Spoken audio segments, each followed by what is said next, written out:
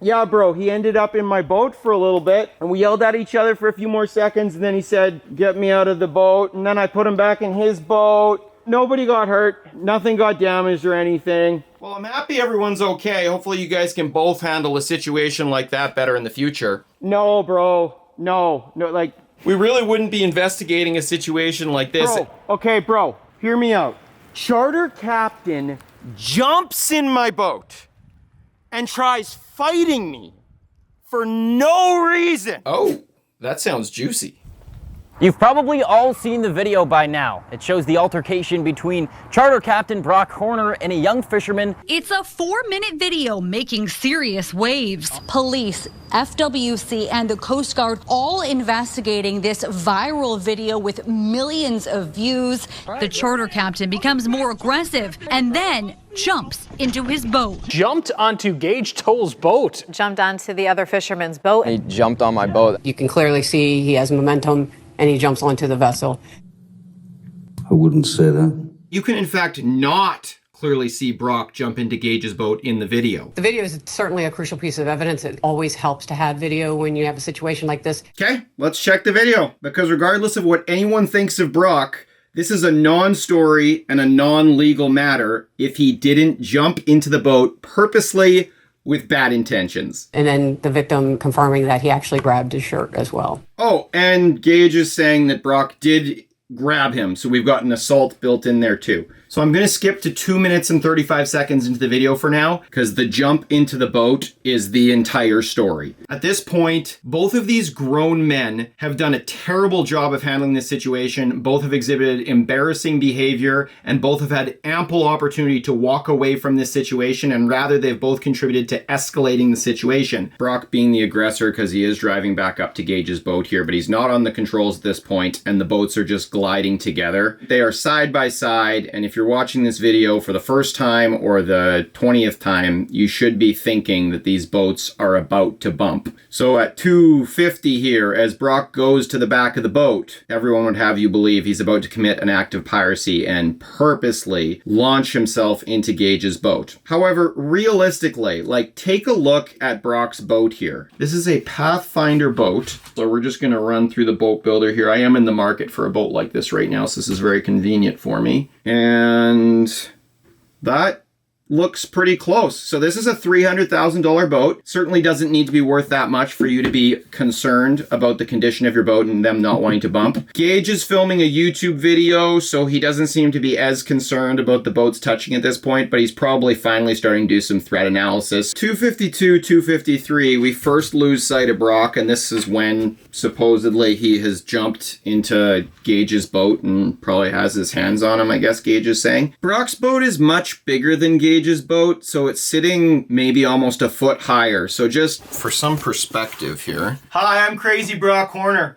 So here I am against the edge of my boat. If another boat was coming up to me and it was the same size boat, it wouldn't be too bad to just lean over and push off on the boat. But if the gunnel of the other boat, Gage's boat, is a foot lower, it is now extremely difficult to push off on that. So I'm left with no choice but to actually put a foot on each gunnel. This is very common behavior for boats coming close together. So now Brock has a foot on Gage's gunnel, which is a foot lower. He has his hand up on the canopy to brace himself, and he is only thinking about pushing these boats apart at this point. Gage has now snapped into action, and he's gone and mashed the gas. And if you look at the way that Gage's motor is turned, he's going to turn his boat away from Brock's, and that is going to bring the back end of his boat into Brock's boat. Amazing that the boats don't collide at that point, and his center of mass is lower onto the lower boat. Everything's happening in a split second, and Brock ends up in Gage's boat. If you're still not convinced, watch this. It is 2:53, 2:54, 2:55 to 2:59. So it has now been 6 seconds since perceivably Brock jumped in the boat. If you look at Brock's feet, he is standing on the gunnel still. So it's taken him 6 seconds to still not get into Gage's boat. And watch when Brock's foot comes into view here. You see what's coming off of Brock's boot? That is water. Because in the process of doing those acrobatics to keep the boats from touching, his foot has dragged in the ocean, and there is water coming off his boot. You can see up his pant leg is clearly wet. He steps into the boat, and his very first step here away from Gage. But if Brock has completely disregarded his ship to come get his hands on Gage, and the moment he gets in the boat, he goes to the other end of the boat, that just doesn't seem consistent or realistic. They start screaming at each other again, and at 3:10, so less than 10 seconds of being in the boat, and Brock says, "Take me back to my boat." Brock does not want to be in Gage's boat. He did not intend to be in Gage's boat. When was it even possible that Brock could have grabbed Gage? Where is there any evidence for a forced entry or an assault? Obviously, you said that there was enough evidence in the video itself to be able to press charges. What was the most striking moment in the moment where you actually saw something where you could say, okay, now we can go ahead and move forward? The most striking moment was him jumping onto the victim's vessel. I call that getting swindled and pimped. He immediately starts cursing at us and calling us all types of names. He was probably either gonna jump on top of me. Ooh. Describe stuff. Or he was gonna run me over with my own boat. Oh, that's terrible. At one point, grabbing the victim by his shirt.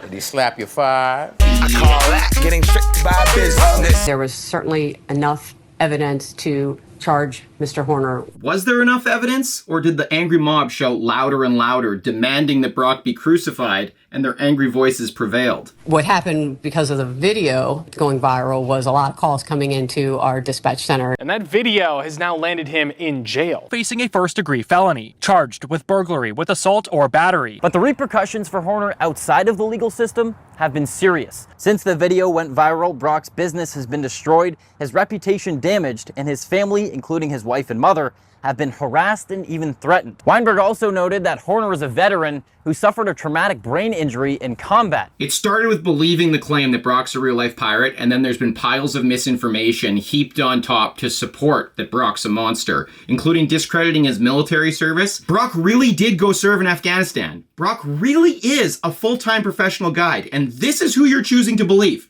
This is who's punking Brock, this is who's punking the media, this is who's punking the police, this is who's punking millions of people. And the narrative starts with claiming that Brock doesn't even have the right boat. Now, I'm inclined to believe Gage's claim that it was somebody else out there that cussed him out after Brock flew through. So this is who you're choosing to believe. And that Gage did have his lights on. I'm inclined to believe his story over Brock, because Brock's not even sure. Brock knows exactly who he's talking to. These guys probably know each other by name. Brock pulls up, he says, "You were cussing at me the other night." Cussing me out? No, that was the dude in that boat. And Gage says, "That was that other boat. I had nothing to do with it." And Brock's not tricked, but everyone watching is tricked and actually think Brock has the wrong boat, even though Brock consistently says, You were cussing me out, dude.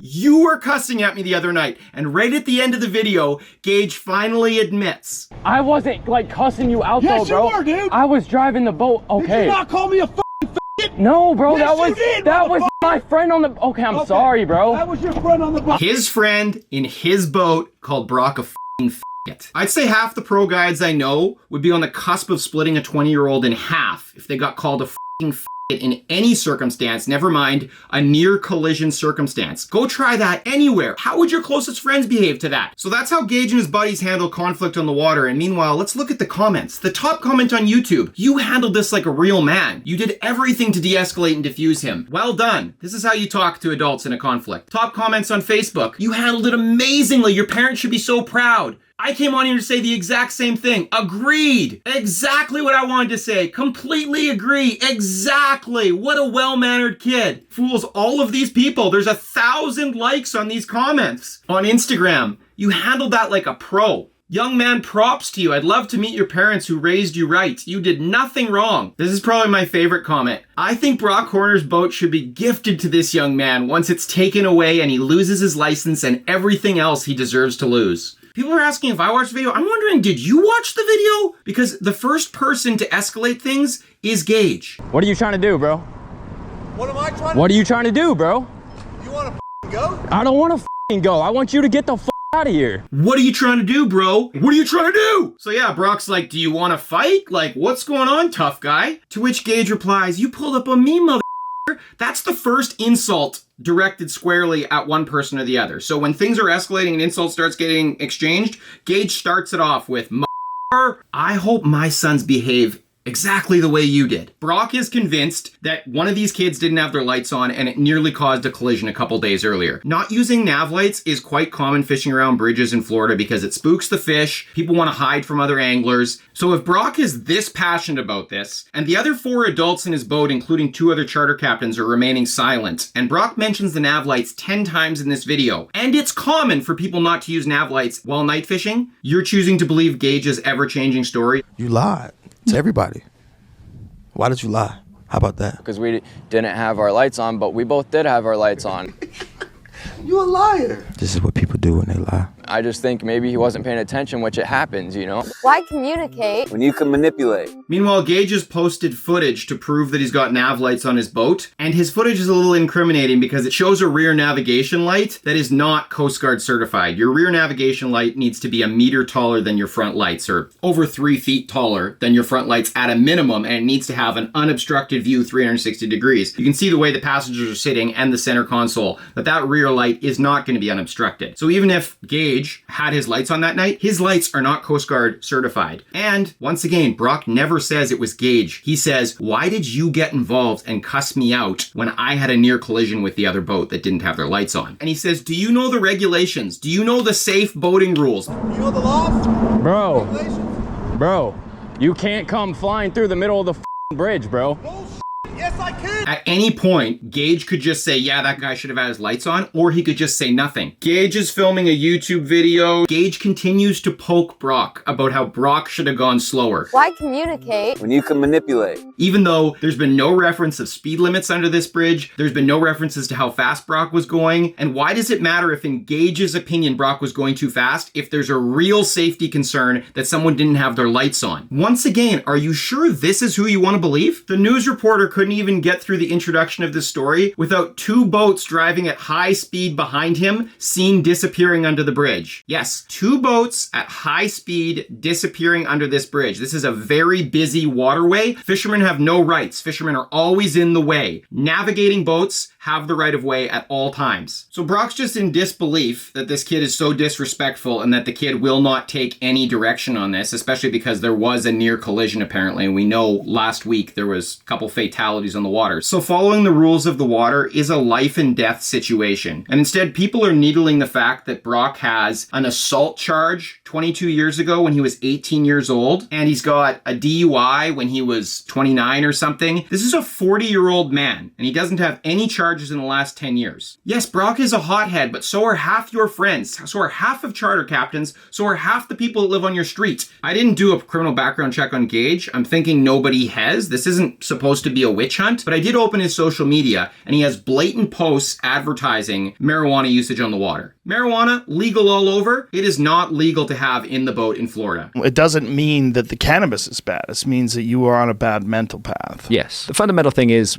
we as adult human beings need to take responsibility for our own lives and our own decisions. And the public comments surrounding this illegal marijuana usage. We run the harbor. Always, bro. I smoke so much I get every fish in the harbor zoot, Gage says. And his buddy replies, and everyone downwind, and Gage loves the comment. Scroll down a little further and surprise, surprise, his same buddy Wesley posts, good weekend getting arrested for fishing. At least I had my buddy Gage in the cell next to me. Gage with a comment, arrested for fishing 2024. This is only a few months ago, and they'll have you believe by these comments that it is hilarious and they were arrested just for fishing. Looking into this a little more, Gage and Wesley were fishing when they were approached by 2 deputies and asked to provide their identification. While the deputies were deciding to do next, they turned and saw that Gage and Wesley were fleeing the scene in the water.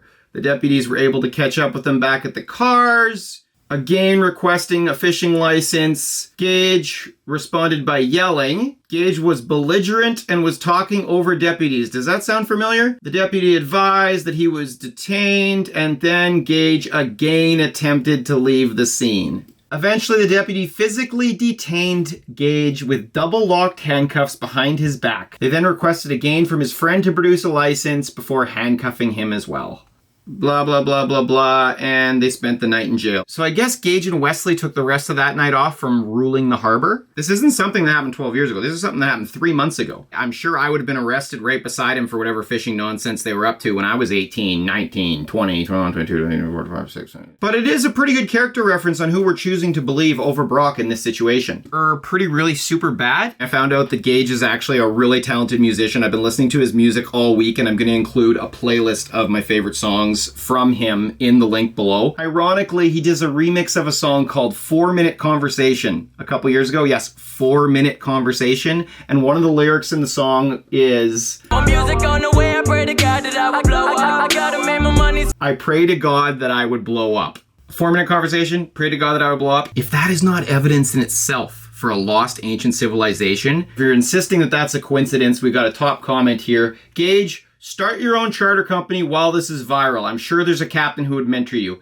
I have a captain I would suggest, because truly, Gage, your only chance of blowing up again is going to be with Brock. I think this is a common boat rage scenario that happens probably daily across the country, and this one just had a very fluky situation with Brock ending up in Gage's boat, but there is no evidence of criminal activity, except for maybe Gage not telling the truth on some of these details. Could get him in some trouble yet. Hopefully the truth will set him free, and there's a happy ending for everyone here. And I am flawed, but I am cleaning up so well. I am seeing in me now the things you swore you saw yourself, like hope dangles on a string, like slow spinning redemption. Hey, give Brock Horner a chance to claw back into society and have his voice heard here. Like, don't you want to see what's next from Captain Brock Horner? Subscribe to Brock's YouTube channel.